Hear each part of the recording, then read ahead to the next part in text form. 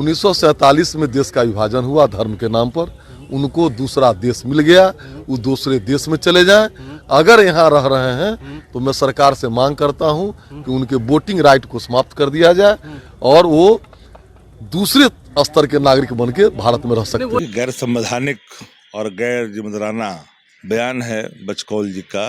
एक कोई बकलोल ही व्यक्ति इस तरह का वक्तव्य दे सकता है। संविधान में सबको ये अधिकार प्रदत्त है। बढ़ती आबादी को लेकर कहा है कि मुसलमान की बढ़ती आबादी को लेकर कहा है उन्होंने कि इन लोग की आबादी बढ़ रही है और ये लोग एक दिन मुस्लिम राष्ट्र बनाने की ओर बढ़ रहे हैं। प्रतिबंध लगा देना, बोल देना, तो वो कितने भाई बहन है पहले वो स्पष्ट करें। बचौल जी को सबसे पहले आचरण अख्तियार करना चाहिए अपने पार्टी में। निकाले शहनवाज हुसैन को मंत्री से, राइट छीनने चले हैं, वोटिंग राइट छीनेंगे।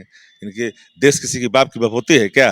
मनुवादी शक्तियां पुनः पैक्ट में विरोध कर रही थी वोटिंग राइट का, उन गरीबों का जो पढ़े लिखे नहीं, तो उसका प्रतिकार क्या था? नहीं, गांव भाषा में, गांव गवाई भाषा में बड़ा बकलोल आदमी है, जिसको कोई ज्ञान नहीं है।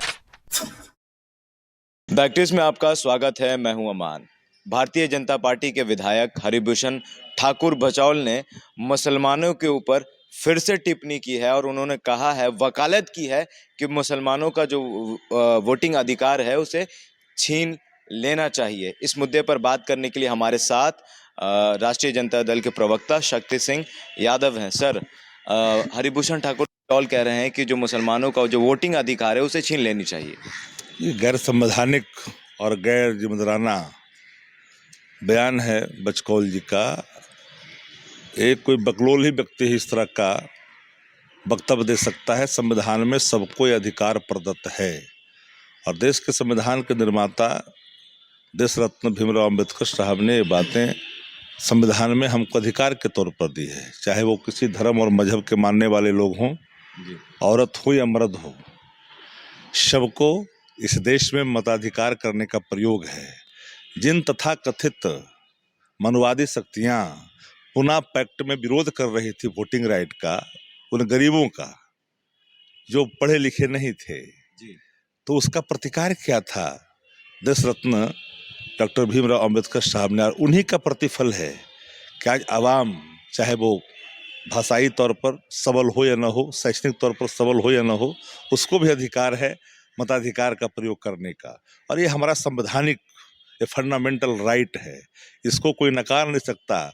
बचौल जैसे लोग धार्मिक उन्मादी हैं, भाषाई आतंकी हैं।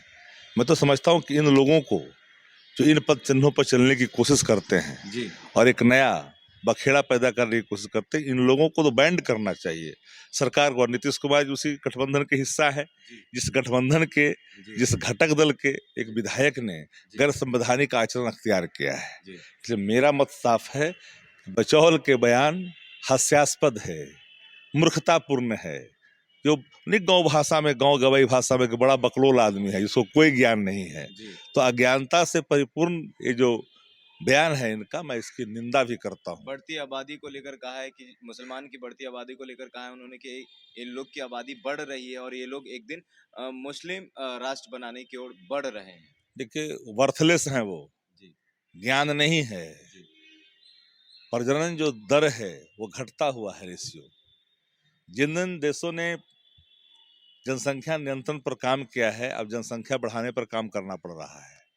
जैसे जैसे लोग कहीं ना कहीं आत्मनिर्भर हो रहे हैं, शैक्षणिक रूप से सबल हो रहे हैं, ज्ञान है, वो स्वतः चीजें होती चली जाती है।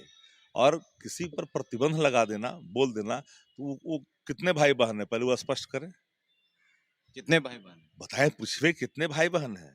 आपके पिताजी ने जनसंख्या नियंत्रण पर काम किया था क्या? और आपके कितने पुत्र पिता है? आपने काम किया है संख्या नियंत्रण पर?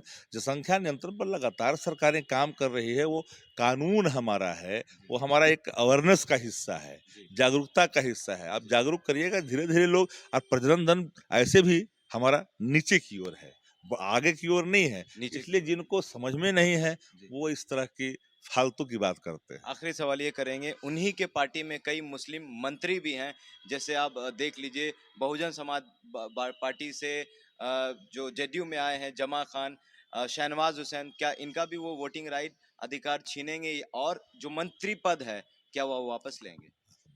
बचौल जी को सबसे पहले आचरण अख्तियार करना चाहिए अपने पार्टी में। निकालें शहनवाज हुसैन को मंत्री से।